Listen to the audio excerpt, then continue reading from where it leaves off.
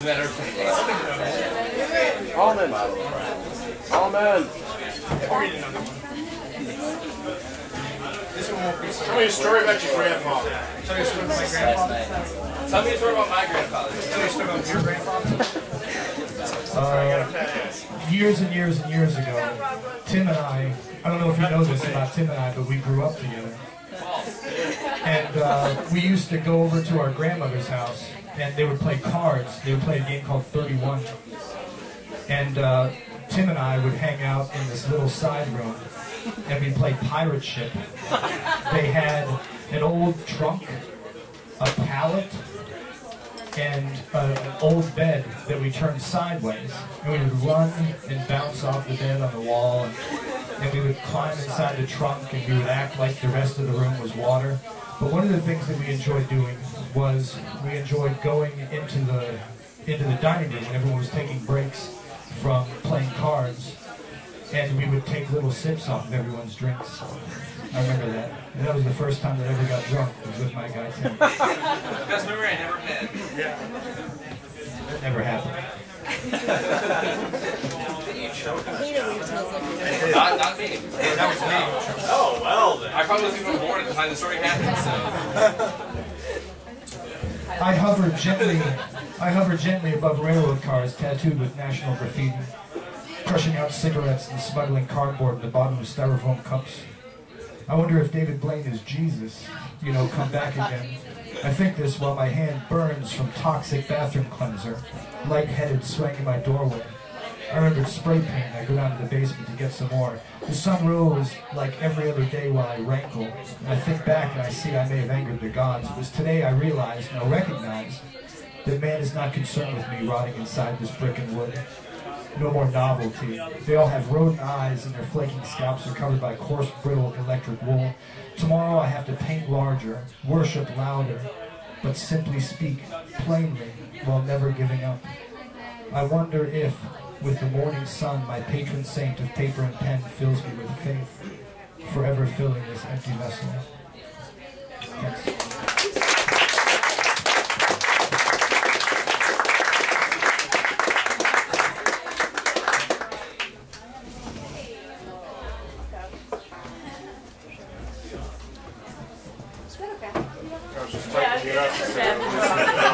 It actually is. Well, it's a different kind of show. Yeah! Yeah! That kind of interesting. You all know this book. I heard about that book. It's a good book. Some of the greats are in it. A bunch of assholes. Yeah, a bunch of assholes. Pretentious assholes. Assholes of Cleveland. That's so 2009.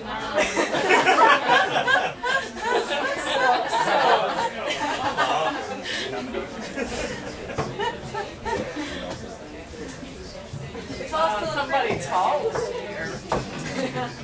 Can you hear me? Yeah.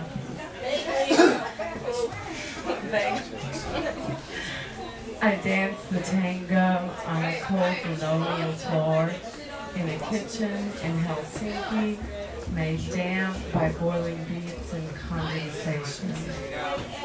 There's more to this story. I set out to be a trapeze artist, managed to fly, but in an insufficient way.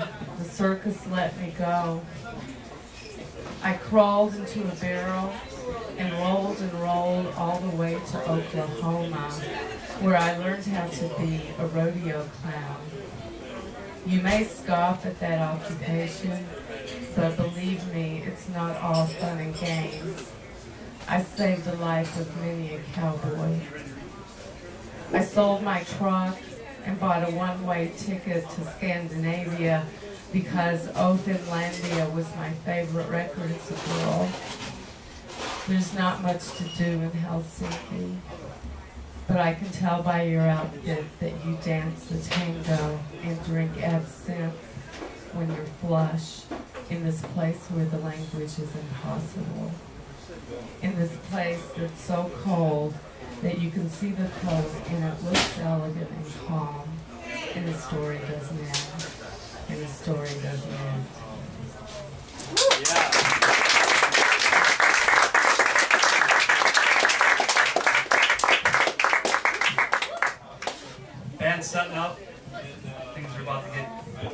good. I'd like to say things have been great. We're gonna follow that poem right there up with a poem or a series of poems by Russel Vidrick.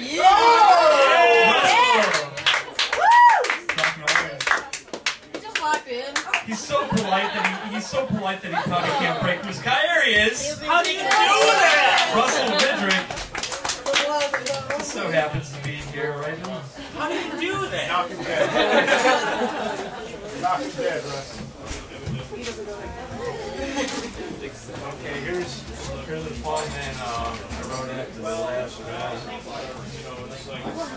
A good poem parks itself in grass, far away from the safety of any asphalt. A good poem is a slice of bread, hard crust, soft dough, baked in fire. It doesn't argue over meaning. It doesn't need a high-paying job. It's a delivery truck in a busy city. It's biscuits and gravy, a country fried steak, a lightning storm on the plains, a hand-rolled cigar, a winning horse, an overnight flight to a European city with good cappuccinos, a 5 a.m. newspaper, a heart song, a symphony, an accordion player with a tip jar, a church in the desert, a thoughtful pause, a puff of air before it kicks some ass. A good poem doesn't need acclaim. It doesn't need to be liked. It just needs to be written. Yeah!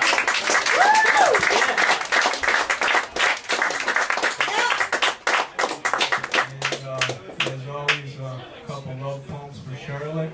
I guess you guys are probably tired of hearing these. No. It's fine. There she is. Kill me, Henry! 1,000 sad songs, and you were not in them.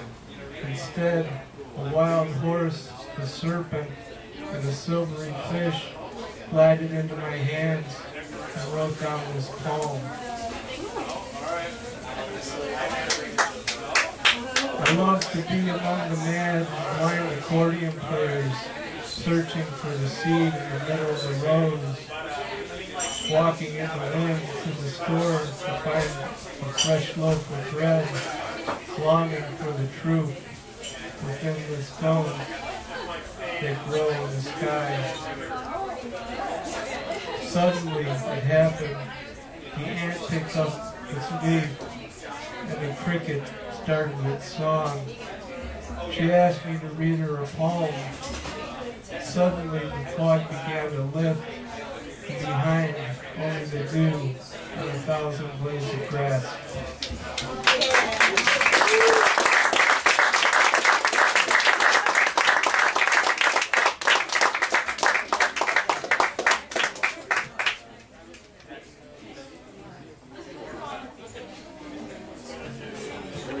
Hey, thanks for saving me, Rosin. Go to hell, Macos. Yeah, go to hell, Joseph. Right to hell, Macos. Oh yeah, well, Be at peace with us. I'm just grateful I didn't kill your dog with all that chocolate you ate out of my He bag. ate all that chocolate, yeah. My mom gave it to me, man. What am I supposed to say? It was dark chocolate too. Straight dark chocolate in hell, No, Macos. you got into the shit. You got into my shit. What can I say? He chewed up books. He ate Sorry, chocolate. yeah. Dog. Hey, man. That's not cool. He's a serious industrialist. Look at him. He's an oil baron. But when the shit goes down, I definitely want, Duke needs to be there too. That's important. Yeah, he drank some black oil. Bad mornings and simulacra blurs blood on the white shirt. The thistle might... Oh, sorry, I don't normally preface, but one of my best friend's sisters killed herself and her son in an accident related to narcolepsy.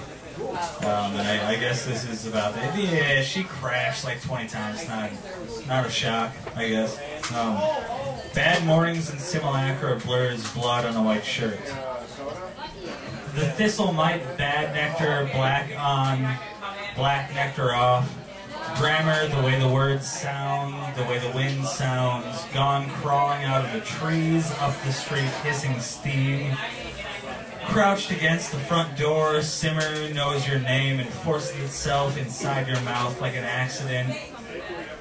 The rain outside and the shirt sleeve tatters, the seams fray and rip, the name of the smooth black stone that lives under your tongue and glitter, the name of the east, the name of the seamless, magnetite and magnets, and glitters the lodestone forever, slithers splitting with an axe, its black minerals into the sinuses, the patron saint of wrong turns, lost causes.